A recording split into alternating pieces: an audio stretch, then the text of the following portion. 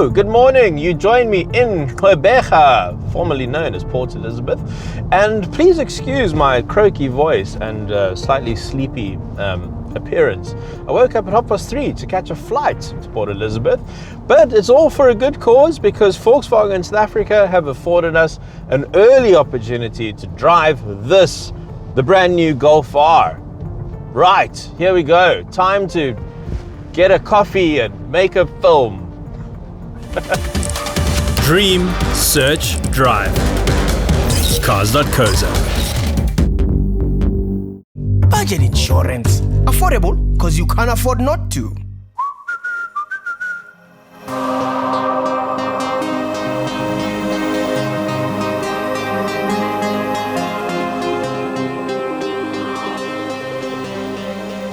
Now, what I'd like to start off with first is the price of this car. And let me start by saying that I don't know what the price of this car is.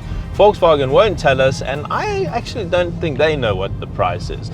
You're joining me on the 30th of August, 2022. It's quite a few months before this car launches.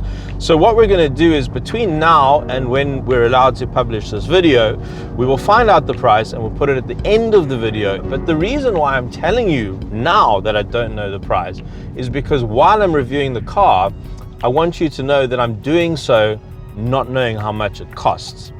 And I think that's quite important. And so instead of spending a lot of time dwelling on the price of the car, I'm just going to take it for what it is. What is this car as a product, as an offering, as a sports car, as a super hot hatch?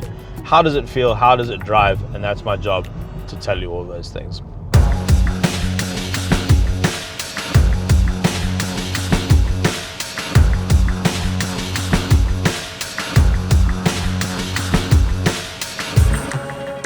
Right now, this is the most powerful Golf you can buy. If I'm not mistaken, it's actually the most powerful Golf that they've ever made. I know they nearly made that R400, but I don't think they did. It never went into production.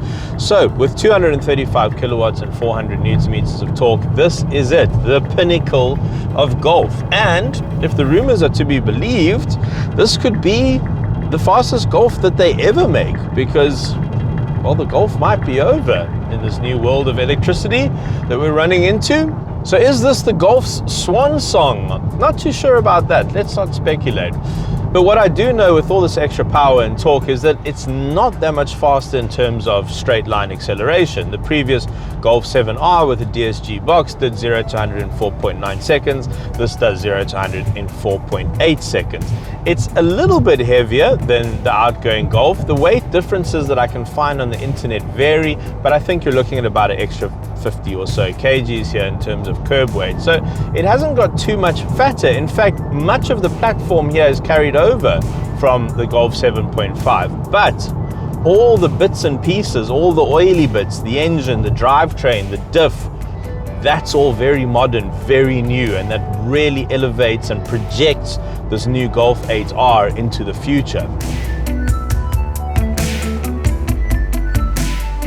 So under the bonnet, the new Evo 4 version of the E888 engine, bigger turbo, bigger intercooler, a little bit of a different cam profile, and that's how they've squeezed the extra power and torque out of the engine. But as the old saying goes, power is nothing without control. And the big news here is that there is new software, new tech, and new hardware that has enabled this car to be what is surely the fastest Golf ever.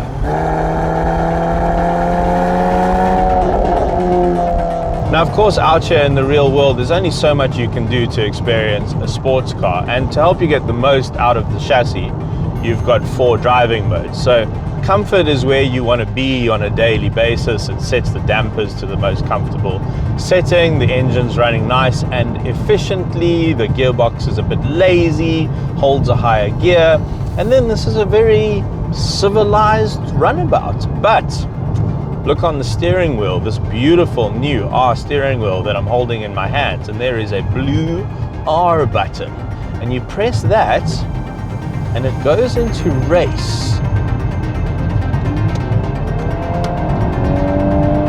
That opens up the flap in the exhaust. The car immediately gets louder, and the car plays engine noises out of the sound system, which is interesting, but I mean, so many other cars do that, so it helps with the aural experience. And now the car is dialed up to 11. But again, there's not much I can do out here. But you know what? For everything that Port Elizabeth, for everything that it lacks, it does have one of my favorite racetracks in South Africa, Aldo Scribante. And that's where we're on our way to right now.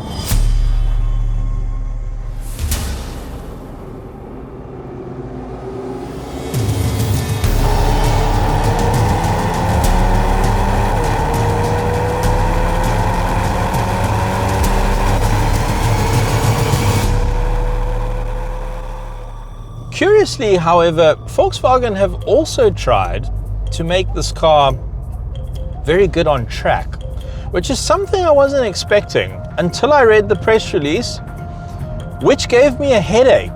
I feel like I have above average understanding and knowledge of how drivetrains work, but yeah, it took a couple of reads, and I'm gonna do my absolute best to help you understand what's happening underneath me here. But let's start with some of the headline figures, because this car was tuned extensively on the Nurburgring, and the Golf 8R is 17 seconds faster than the Golf 7R. That's basically a week in Nurburgring land. This is really, really quick. And there's a couple of simple reasons as to why it's quick. The brakes are bigger, for instance. There's more power, there's a larger turbo, it's not much heavier than the Golf 7R was. So these are all sort of the basic reasons as to why the Golf 8R has got so much faster. But on top of that is some really clever German voodoo happening underneath my backside here. Right now we're in comfort, but let's flick this car into race, which they've handily made very easy by just putting an R button on the steering wheel. Now everything is set up for race mode. You can go into individual and tune everything a little bit to your liking, but race turns everything on. Everything is set to race. The damping, the steering, the ESC. We're all in race mode now.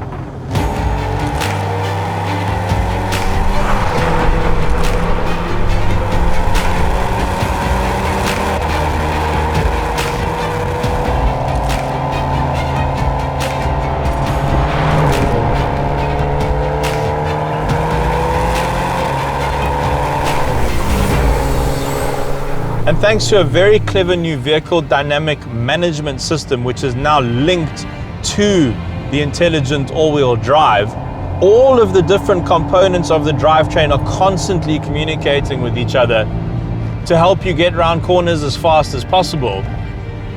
The damping on each wheel is being adapted 200 times a second. That's 110, 120, 130. 140, 160, we're approaching the braking zone now. Will we touch 180? Yep, 184 before I get on the brakes. Gotta be gentle on the brakes. Road cars aren't too awesome or aren't too happy about hard braking over multiple laps, and I feel like I need multiple laps to convey to you what's going on here. So the new torque vectoring system can send 100% of the power between the two rear wheels. So if it feels like you've gone into a corner a little bit too hot and you're understeering, it can send 100% of the power to the outside rear wheel, which causes a little bit of a yaw moment, a little bit of oversteer, which neutralizes the handling and gets you through the corner a little bit faster, so that the nose doesn't wash as wide as it would ordinarily, or as it would have done in the previous generation of this car. And it's doing that continuously, all the time, monitoring hundreds of different data points about what's happening, what the car is doing, how it's behaving, what's the surface of the road like. And really all of this combines to just flatter me as a driver. The sum total of all of these systems is that it feels very, very easy to be fast in this car. And that has its pros and cons. I would say that if you're looking for a challenge, if you're looking for a car that perhaps you can stretch your limits in, that you can push and push and push a little bit harder and find your personal limits and find the limits of the car, then perhaps this is not the car for you. Because not only is this car flattering me as a driver, but it's also kind of disconnecting me from the driving experience and the act and the craft and the skill that goes into driving quickly. The overall experience is a little bit muted. Not only is there not too much happening from the exhaust, and I'm pretty sure we have European emissions and noise regulations to thank for that, but I do feel pretty disconnected from what the car is up to. It's a little bit difficult to know where the front tires are. The feedback through the steering wheel feels like it's been turned down a little bit. It is new electric steering, variable ratio as well, which is also constantly being adapted as you drive. But the sum total here, the result of all of this German witchcraft, is that yes, this is a very fast car and will probably hassle some seriously fast cars around the Nürburgring, and it will achieve impressive times, no doubt about it. But I kind of feel like I'm driving a simulator. Got an idea. Ash? Hello. Can you do me a favor? Probably. Please drive this thing. I'm not going to tell you what I think. I want you to get in. I know you haven't driven it yet. I need you to get in, do a couple of laps with Aldo, and then I need to hear what you think about this car. Is that okay? I can probably do that. Excellent. Yes, Off I'd you like go. to drive this Golf R. It's the first I've seen of it. Yeah. It's nice and blue inside. No, this is perfect because you have no preconceived notions of what it's like to drive. So I need Ash's opinion. Okay, bye. Cool. Have fun. Let's do it.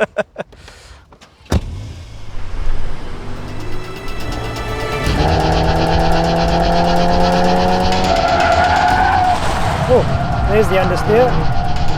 Come on. Back's still a little too stable. Oh, that diff works nicely.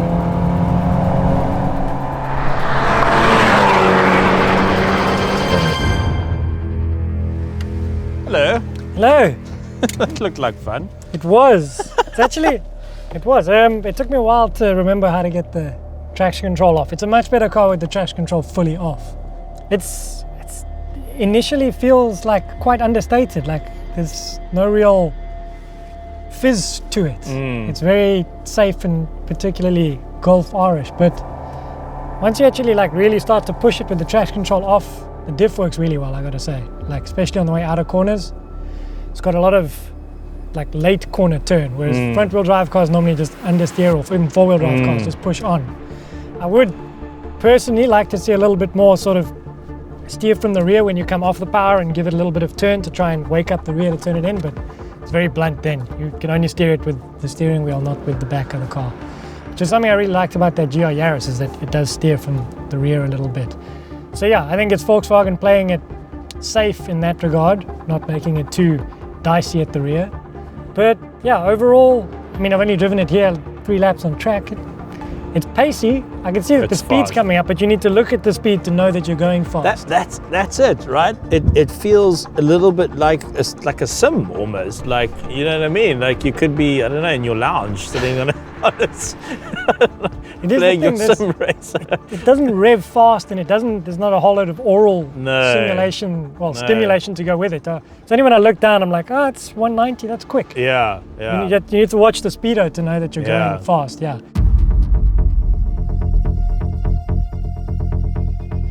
Allow me to give you a bumper-to-bumper tour of this particular Golf R standing right in front of me. At the rear, 4 large pops fitted with the Akrapovic system actually. Makes the car a little bit louder. That is optional, however. The car does arrive standard on these 19-inch Estoril style wheels, which you can have in black and silver, or you can have them black.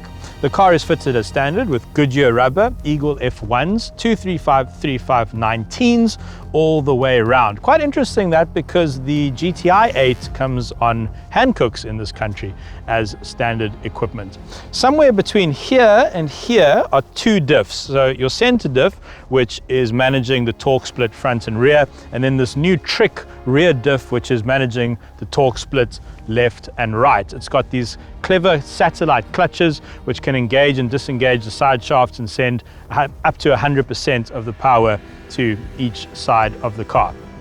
Up front, larger disc brakes now with larger calipers. These are 2-piston calipers, but they're made out of aluminium, and that shaves some of the unsprung weight off of the car.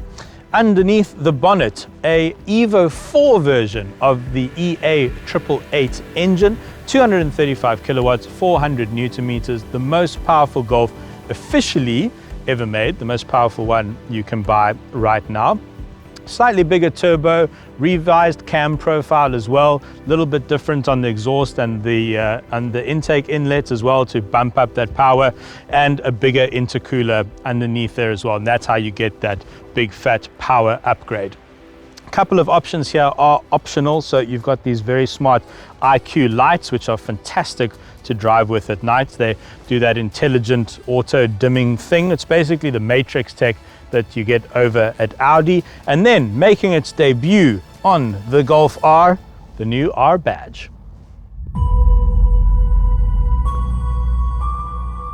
Right, welcome to the interior of the new Golf R. Now, it's pretty much the same as that which you'll find in the Golf 8 GTI, just a couple of different accents to differentiate it and make it feel a little bit fancier. So you've got this unique pattern up here on the dash, unique seats, beautiful Napa leather seats which you can have heated and cooled if you like. You've got some leather on the door, for instance, as well. And then you have a unique steering wheel. It's a beautiful steering wheel. I really like the design and the look of that. I think they've knocked that out of the park. And these sort of anodized carbon flappy pedals, which are also really nice. There's some nice touches. For instance, if you hit the view button over here, you get a specific R view with your G-force meter and just a big rev counter and your speed. That's quite nice as well. Now, for eagle-eyed viewers, you might notice that a few things are missing. There's a very clean design down here by the start button and this very naff gear lever, which I also complained about in the Audi S3. But anyway, this is where a bunch of function buttons used to be. Say, for instance, your park distance control or your ESC. That's all now moved into the infotainment system. So if you go home and you press vehicle, this is where you can change and look at all of your data. So for instance, if I go to exterior, I can change, for instance, the ESC. That's where you find that. A little bit of a faff, but I'm sure you'll get used to it. And then in the interior, this is where you change all of these sorts of features inside here as well. So this is all your data down there, your fuel saving data, or in this case, since we've been hammering it around the track, it's using 20.2 liters to the 100. Oh, well done, Ash. Bit of a downside to me for the design of the steering wheel and also these touch sensitive designs over here underneath the, I didn't know it could do that. Is that just me? Am I going crazy? I learned a new thing. That's cool. As I was saying, slight downside to the design though, the buttons on the steering wheel are quite sensitive and these buttons down here are quite sensitive. So for instance, if you go for something on the touchscreen and then one of your fingers accidentally touches these buttons down here, you change the volume or you change the temperature. And then over here, for instance, while you're steering, if your hand slips a little bit, you turn on the steering wheel heater. So maybe something you'll get used to, but in our testing, we have found it to be a little bit annoying actually.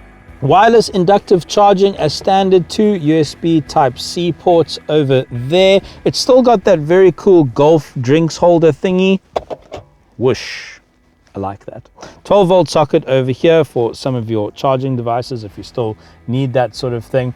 But overall, this is very much the new generation of Volkswagen. They've tried to simplify things as much as possible, but you still get quick access to important stuff like, say, your climate by just hitting the climate button over there.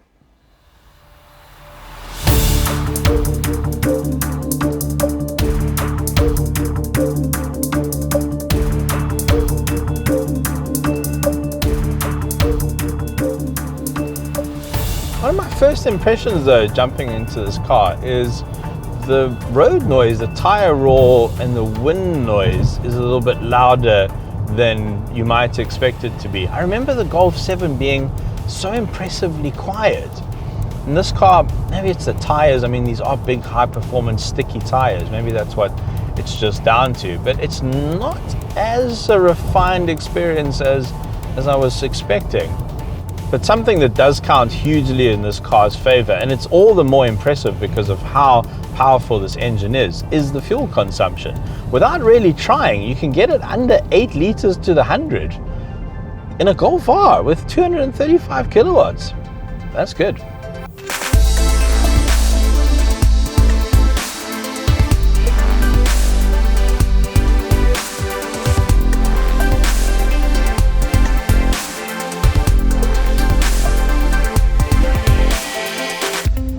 Driving a car like this on the road and the track back to back is so illuminating, and it's made me think a couple of things. One, this car is virtually identical to the Audi S3, and I've driven that car, drove it on front shook pass, didn't drive it on track, but I find this car to be a lot more interesting, a lot more exciting. The S3 felt